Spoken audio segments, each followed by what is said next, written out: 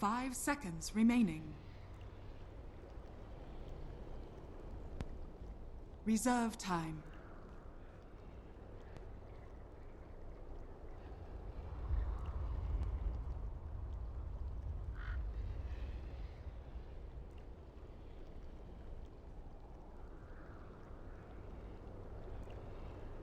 Radiant team pick.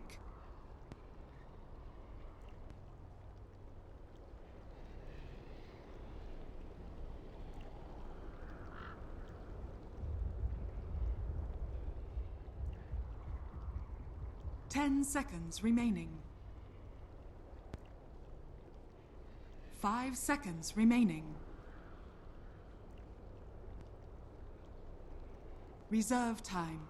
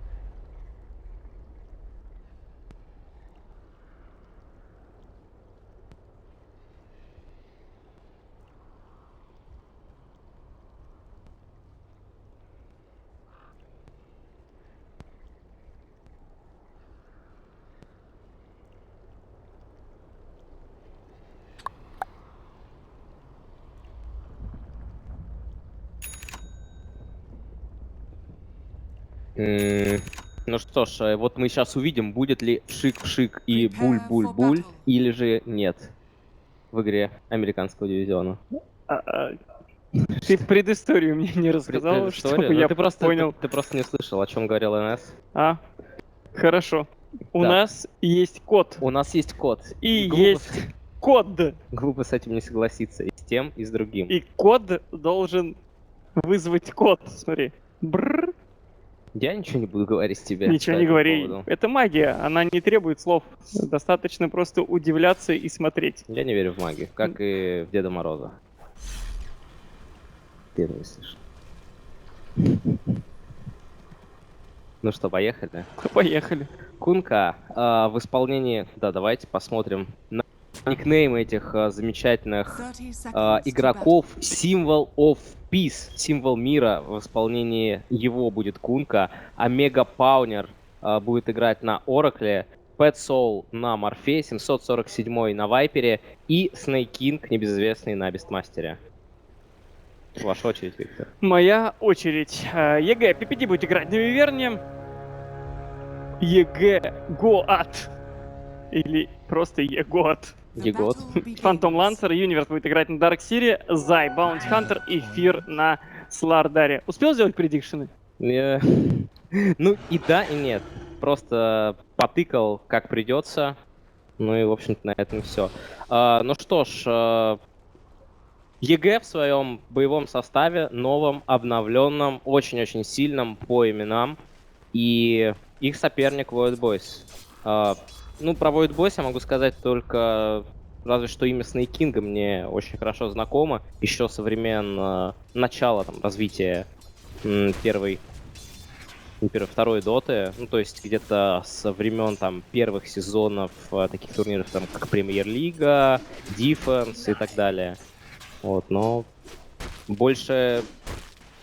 Честно говоря, тяжело сказать что-либо о Snake King, потому что он ушел в долгий инактив. Если, его тиммейтами являлись такие игроки, как Ауи 2000, Фогет, если эти игроки пошли как-то дальше и довольно-таки неплохо набирали обороты, то Snake King ушел в какой-то, то ли инактив, то ли просто у него не было команды, и вот он продолжает держаться во втором эшелоне. Исполнял он на позиции соло-мид, был, кстати, очень неплохим соло-мидером. Ну и сейчас мы видим, играет на Бестмастере, и ему не дает фармить Зай.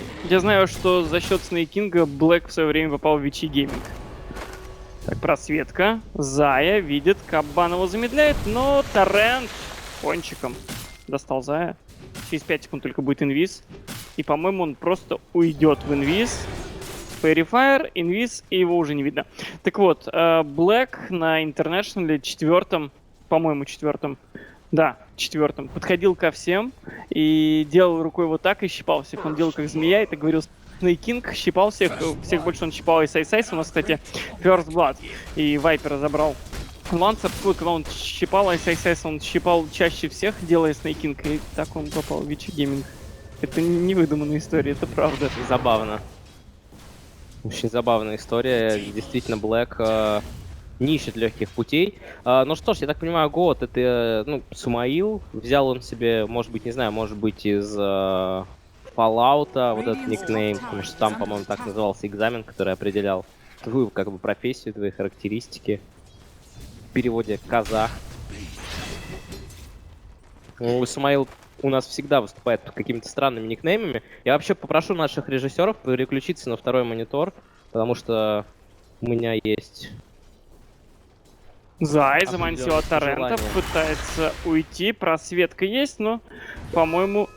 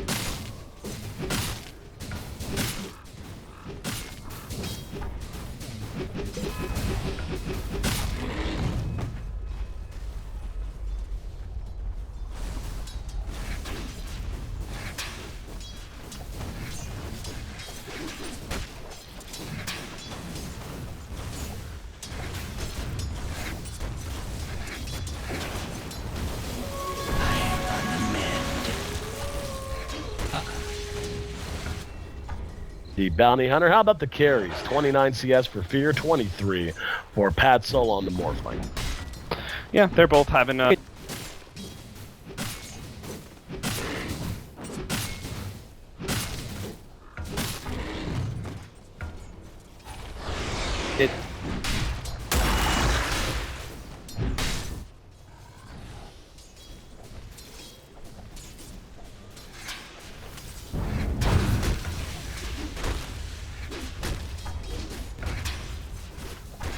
attention away from the mid lane, and that's just not entirely where the meta's at. It can still work, but it's much more Iron Talon. To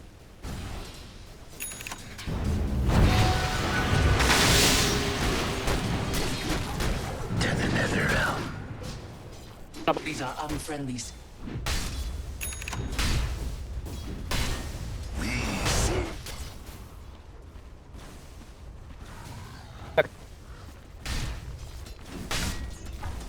When I play offlane, I like to be really disruptive, but so it doesn't fit my play style either. But I think it's also just boring to watch and too simplified.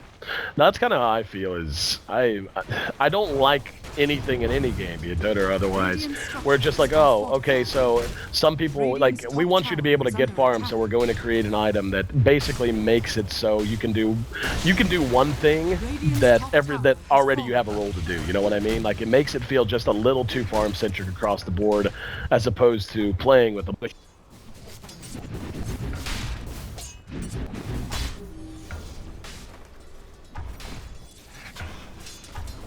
Just enough that you can't buy Iron Talon and Tangos at the beginning of the game.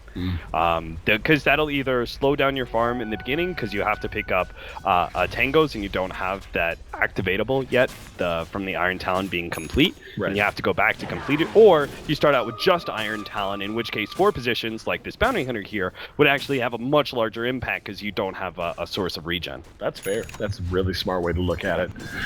To me, like lowering the percentage of damage, because it's really that first burst of damage on the big creeps that makes Iron Talon so effective. So if you lower it to something like 30%, I think that slows it down enough. It doesn't completely eliminate the purpose of the item, but it'll make it so you can't just use those front 4 tangos to just continuously tank through and do well early. I don't know. What do I know?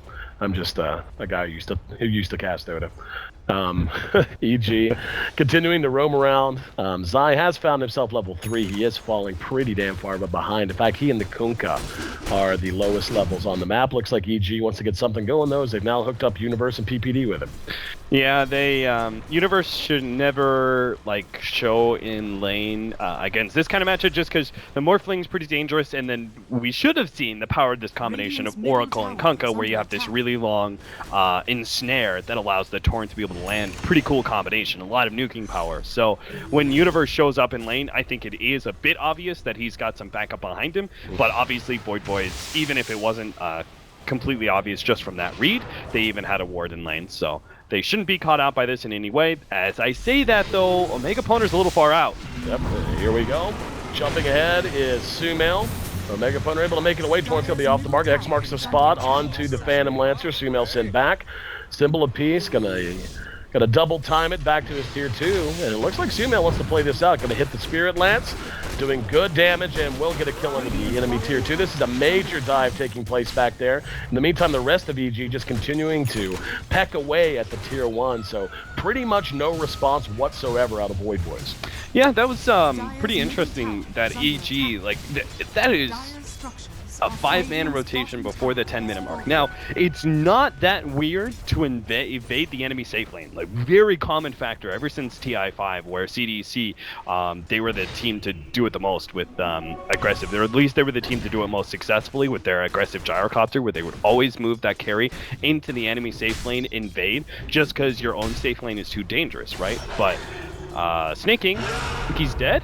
As to Primal Roar, Universe might still be able to run him down. Close. Yeah, Universe. Gonna have to punch him a couple times. I don't think that's gonna work. One more? Well, nope. Thought he would get there. Not the case. Meantime, down at bottom, Fear taking a little bit of damage. He was X'd and torrented, but he's got an armlet done already, by the way. We haven't even really gone through item progression all that much. Take a look at the Morphling. He's not got much. He's not that far behind Fear, but certainly just as a whole, 0-0 and 0's been a part of less compared to cores like Sumail's Phantom Lancer, who has already got 1,800 gold up. We'll see if he wants to go tier 2 boots, if he wants to go straight to Fusel or what. Yeah, that's the big difference, is that Viper, like, 747, you don't pick a Viper to lose the laning phase, but he definitely did, right? And then Sumail managed to be a part of some kills, and they get the tier 1 tower. A bottom lane, now he's almost double the net worth. In fact, he's over double the net worth of the Viper. That is the big difference of how the laning phase went. You could say that, like, oh, Morphling, you know, he doesn't have as much net worth because the tier 1 tower, or he got chased out of his lane or whatever, but and that's fair. But the big difference is the impact of our mid lane is going to be dramatically different. Yep. Across the board, I mean, EG has the 3 highest in terms of net worth. To put that in perspective, that means that Universe's Darkseer is more farmed than the Morphling at this point. That's a disturbing fact if you're a Void Boy or a Void Boy fanboy. And you're talking roughly a 5,000 to 6,000 gold deficit that they found themselves in. And it's one thing to be in that whole 20 minutes in, you're losing, but whatever. We're just 10 minutes in. The laning phase is barely broken apart, and your efficiency has been so poor that you're already falling that far behind. So that's the negative. Let's talk about the positive. What does Void Boys have to rely on? We know they've got the Faceless Void, or actually, no, we don't. We know the Void Boys have the Kunkka. I was looking at the Void photo right next to him, who is a team fight monster. Is he going to be something that can help turn this around off of the initiation of Snake King? Yeah, they have really good ganking potential thanks to the X marks the spot, but they're gonna miss out. I think they got scared by seeing Fear, and I guess they should be. They don't really have the nukes to guarantee a kill here against 2 of the tankier heroes. EG are actually just, I think, very smartly leaving the 2 tankiest heroes in this bottom lane. Looks like Sumail managed to pick up the kill in mid, but I think they're still going to run somebody down here. Looks like it's going to be the Kunkka. Yeah, they've got him. Well, the Roar was already used, and it was funny. You had just brought up them being scared. And certainly we saw the action fit that as well. They were running away on the assumption that EG was going to chase them down, and they certainly have, as there's another kill tally that Kunkka brought down by the Crush from Fear.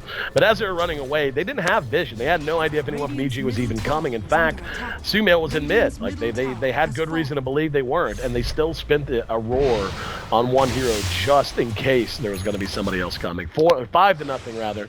Void Boys continuing to just fall apart here in this quality game. Yeah, you just look at the way that Evil Geniuses, I think it's just cool to watch their movement.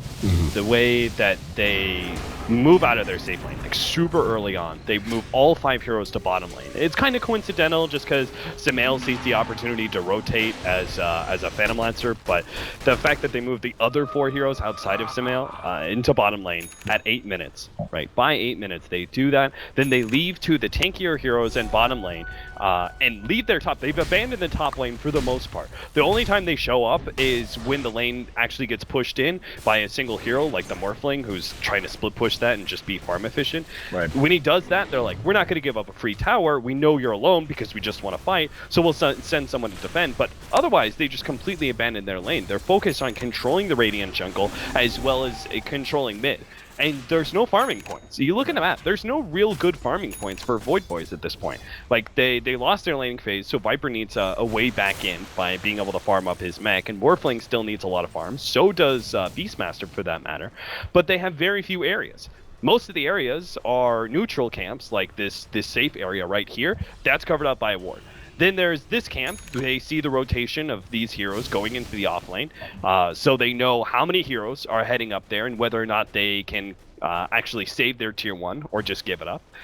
Their whole entire Radiant jungle, this part of the area, completely covered. Like, there's no way you can farm this. And if you do, even if you farm the safe lane here, you can see what happens. Trouble bottom.